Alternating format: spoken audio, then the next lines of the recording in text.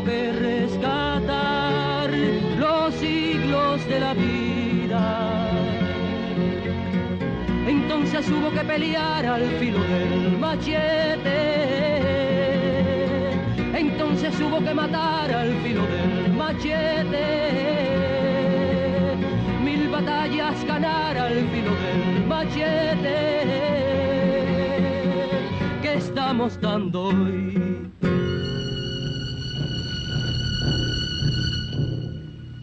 La primera carga al machete es uno de esos acontecimientos de la Guerra de los 10 años en Cuba, que tempranamente, a solo unos días de iniciada la lucha, causó la derrota a las tropas españolas y por consiguiente la victoria a los mambises.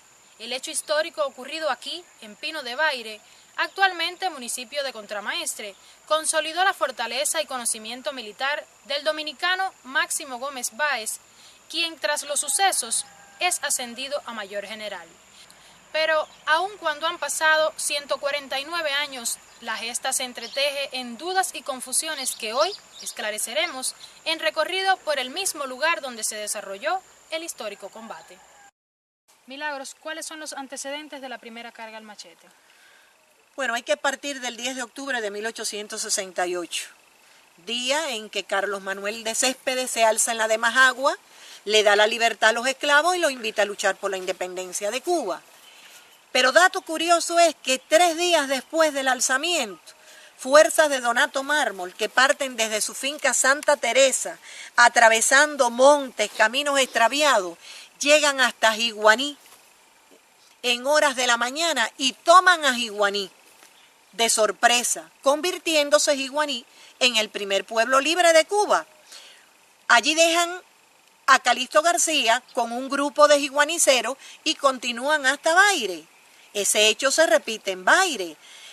Alrededor del mediodía, de las 2 de la tarde, llegan las fuerzas de Donato Mármol a Vaire, toman la capitanía pedánea, las pocas armas que habían en la misma y luego se concentran en la plaza de Rojo Flamboyanes, donde se le incorporan 100 vaireros, entre ellos Florencio Salcedo, Mariano Torres, Carlos Suárez, etcétera.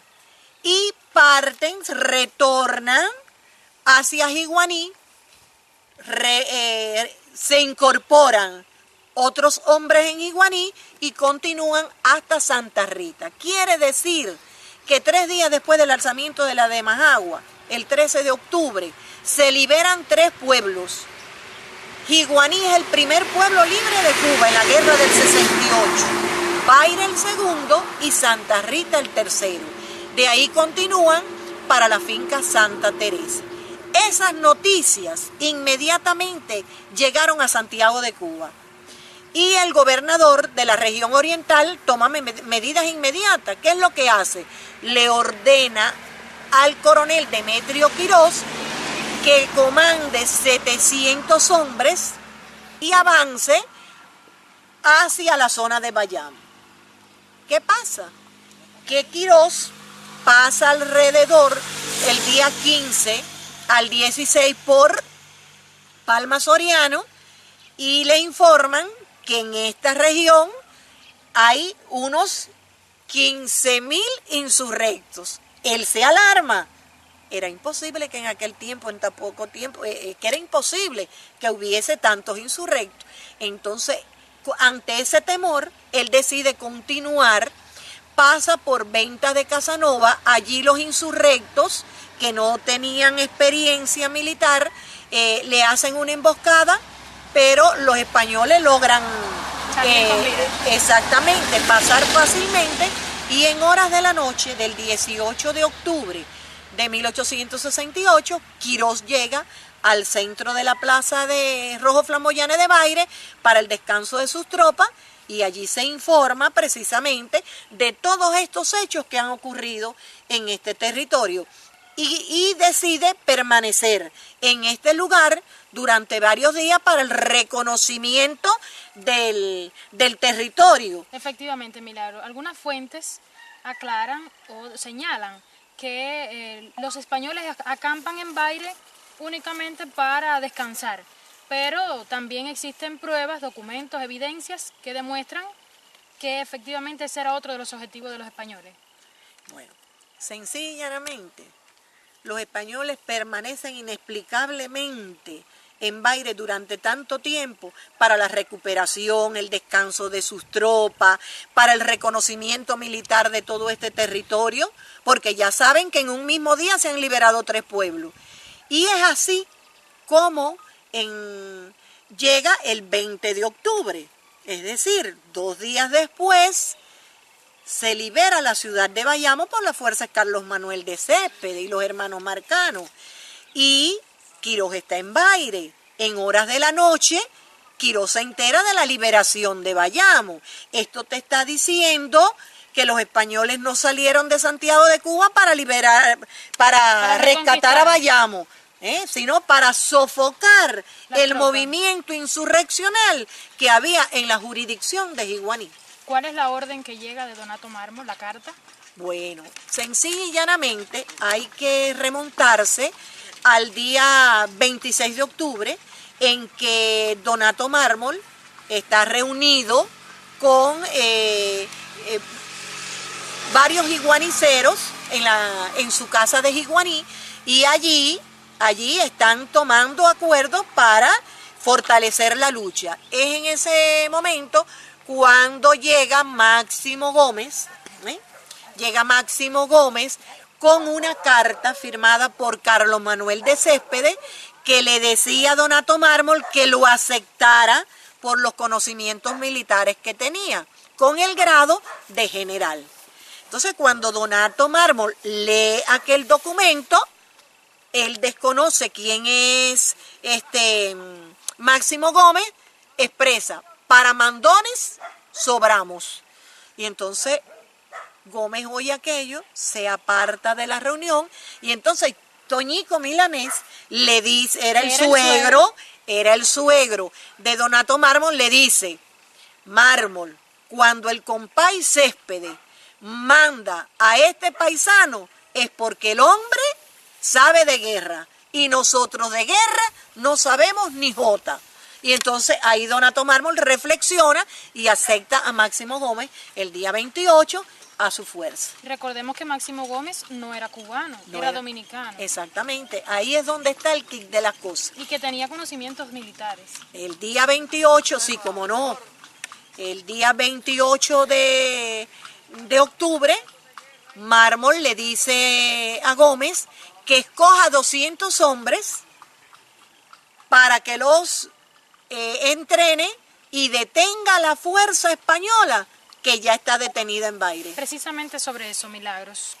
¿De qué forma se realiza el entrenamiento militar de esos hombres que se le asignan a Máximo Gómez? Bueno, mira, Gómez le dice a Donato Mármol que le pregunte a Figueredo cuál sería el lugar más idóneo para el entrenamiento de esos 200 hombres. Entonces Figueredo dice que en la loma del Yarey, cerquítica de donde estamos a 2 kilómetros, pues a 2 kilómetros de Baire, porque la loma del Yarey era propiedad de un mambí de Juan Tamayo, de aquí de la zona, y entonces tenía todas las condiciones idóneas para el entrenamiento y la seguridad de la fuerza. Y es allí en el Yarey donde Máximo Gómez entrena a los 200 hombres que le entregan. Bueno, allí los enseña a despalmar el machete estilo dominicano, y allí le enseña otros factores, es decir, cómo blandir el machete por un guajiro cubano, pero también les dice de la importancia de los factores sorpresa. ¿Cuáles son esos factores sorpresa? Posteriormente vamos a hablar de ello. Entonces, ¿qué pasa? Que ellos permanecen en la loma del Yarey, pero Demetrio Quirós permanece en Baire. Y había que sacar a Demetrio Quirós de Baire. Había que detener esa fuerza.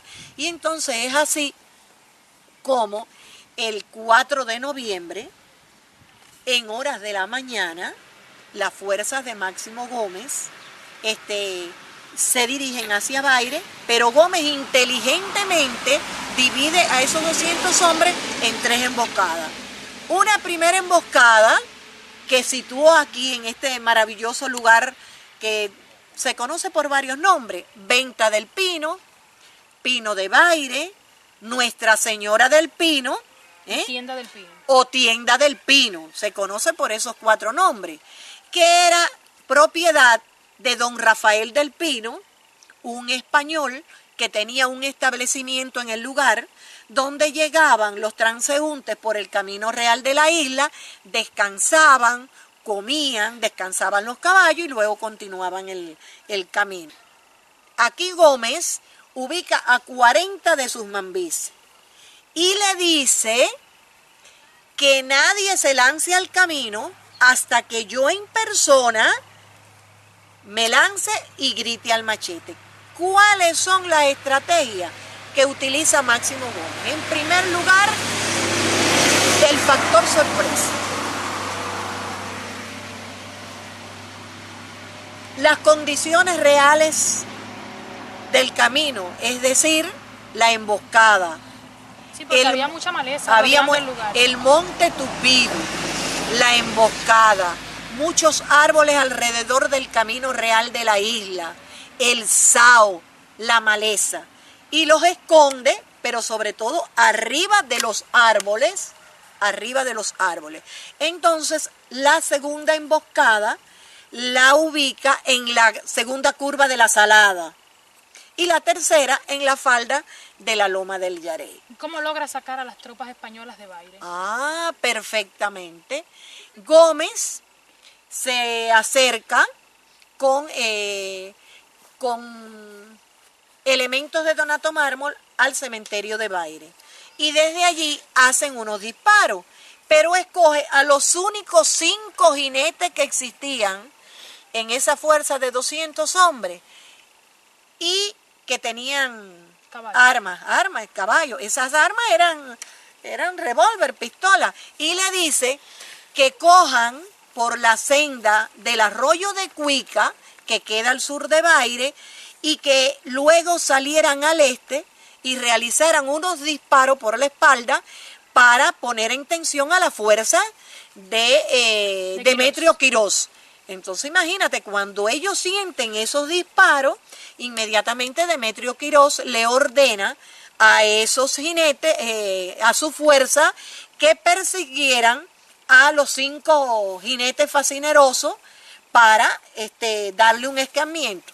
Inmediatamente escoge 2 columnas, una de la Corona y una de Cuba, y ordena caerle atrás a los fascinerosos. ¿De cuántos hombres estamos hablando más o menos? 400 hombres. 200 de España, 200 de Cuba.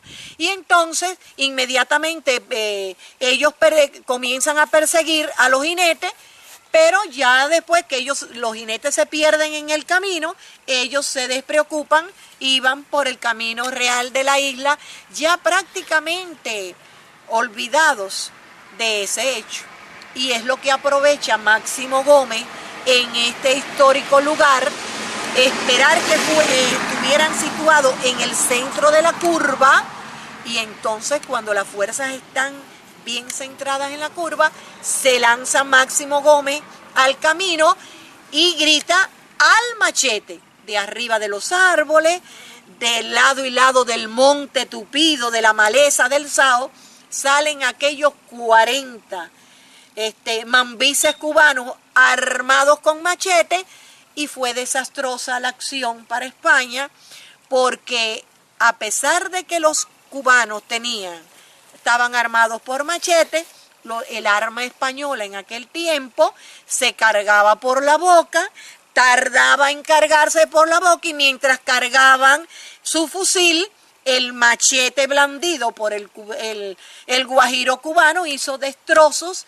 heridas atroces de 20 a 24 centímetros de largo y gran profundidad, que provocaban hemorragias internas, y era tan rápido el actuar del machete que ellos estaban aterrados. ¿Qué tiempo de duración más o menos quizás duraría el combate? Aproximadamente 45 minutos. Aproximadamente 45 minutos, y quedaron sobre esta zona unos 200 españoles entre muertos y heridos.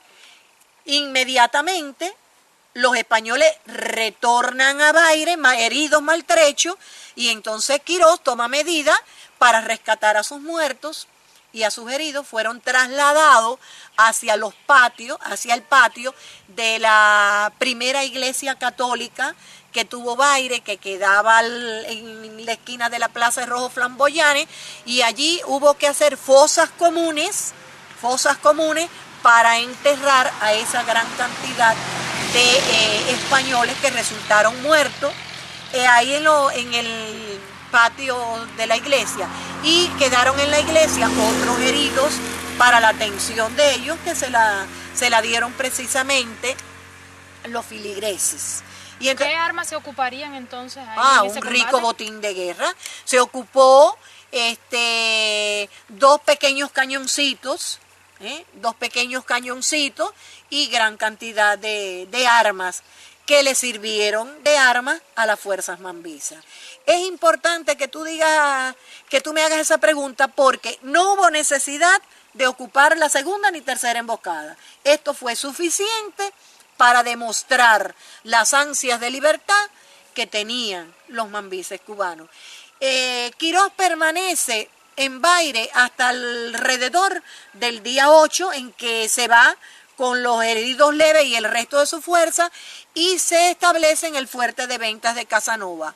Y allí, estando en Ventas de Casanova, el día 9 recibe los primeros 6 cañonazos de las guerras de independencia de Cuba, lanzados desde la loma del sitio, utilizando los mambises uno de los 2 cañoncitos que ocuparon aquí en Pino de Baire.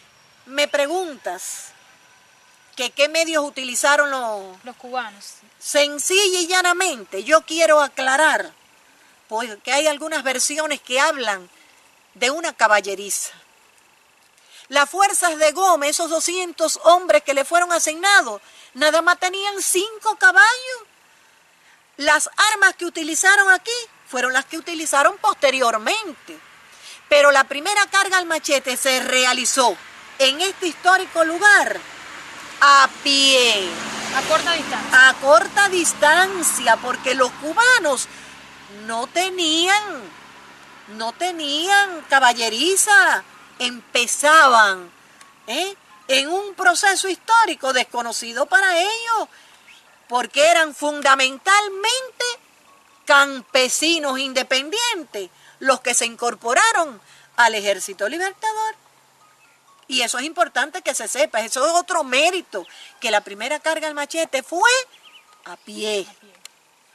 Milagro, otra contradicción en el hecho en sí es que algunos historiadores dicen que fue el día 26. ¿Cómo es posible que puedan asegurarse estos elementos conociendo que el día 28 es que llegan los hombres, es que se le asignan los hombres a Máximo Gómez? Bueno, sencillamente, yo personalmente considero que es imposible.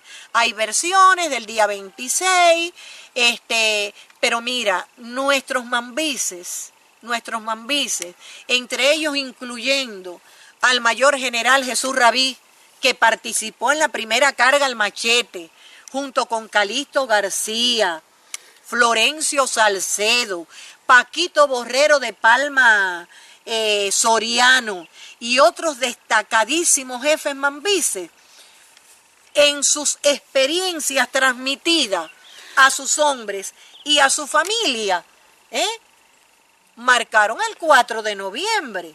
Máximo Gómez en su diario lo señala el 4 de noviembre. Puede ser que no, puede ser que se utilicen fuentes españolas, pero cuando se hace una verdadera investigación hay que ir a las fuentes primarias, a las fuentes mambisas primeramente, y sobre todo después consultar a las fuentes españolas. Contradictorio. Yo siempre me he ido por el 4 de noviembre. ¿Usted es de las que asegura que ocurrió el 4 de noviembre? Es la memoria histórica de los mambises de este territorio.